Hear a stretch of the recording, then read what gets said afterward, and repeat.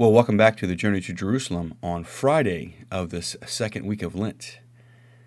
Again, this week we've been in Luke chapter 15 and the story of the prodigal son. Just a few days ago, we reminded all of us of the way in which Jesus would have taught this story, with the inner circles being comprised of his apostles, the scribes and Pharisees, the 72 disciples, as well as the other followers who were on the journey with Jesus. But that outer circle of the tax collectors and sinners who were drawing near to Jesus would certainly have been on the edge of their seat, you might say, as they were listening to this amazing story of mercy. This outer circle of the tax collectors and sinners are stunned with this amazing parable of mercy. As Jesus describes a compassionate father who yearns for his son's return, you can almost imagine that the silence is piercing. Imagine how Jesus' teaching would have affected those on the fringe of society.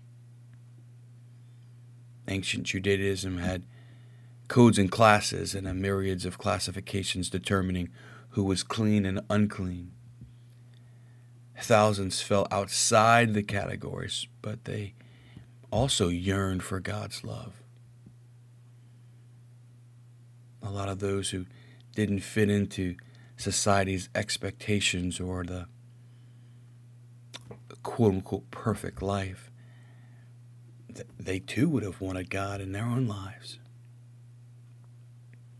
And as Jesus teaches, their hearts are moved and almost filled with tears.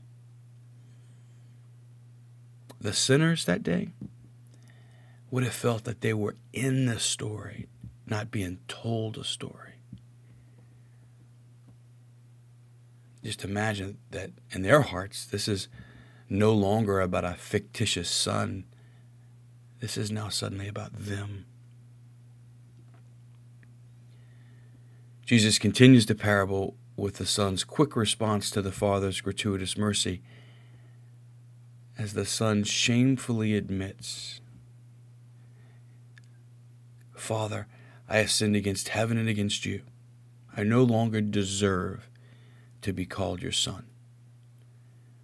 Luke 15:21. The son is shackled with shame and feels inadequate.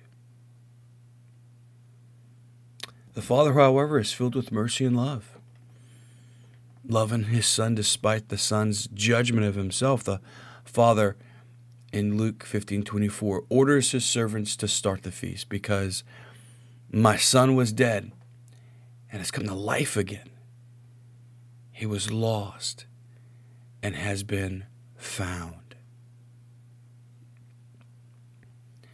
The son feels inadequate because he is consumed with shame, looking only at his mistakes. The father, on the other hand, sees the son through his own eyes.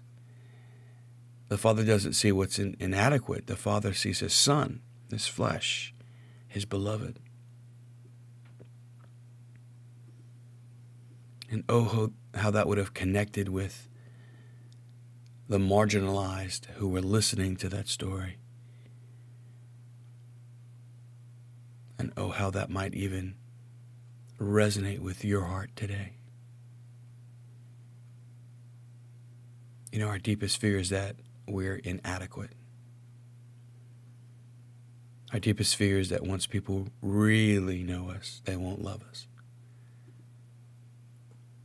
Yet Jesus doesn't look at us through our eyes. He looks at us through his eyes, the eyes of love. He sees us, not our inadequacies.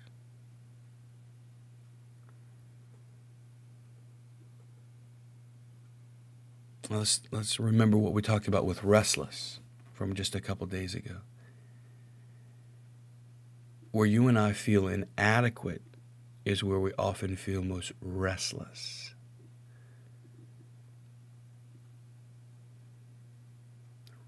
Again, trust the process. Trust Jesus. Rest in his eyes. Ask Jesus what he sees when he sees you.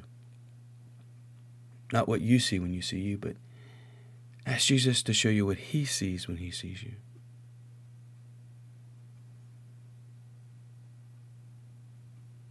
Today, I want to encourage you to pray with Luke chapter 15, 20 to 24. That's your prayer for today. Again, be in the scene. Like, see it all happening.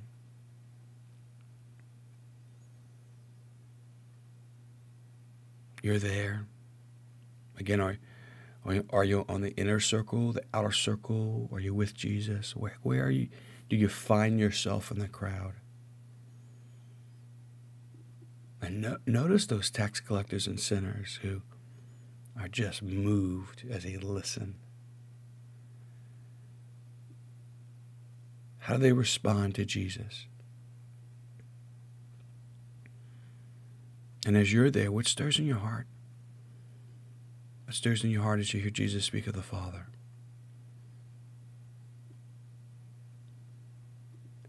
Where do you feel inadequate?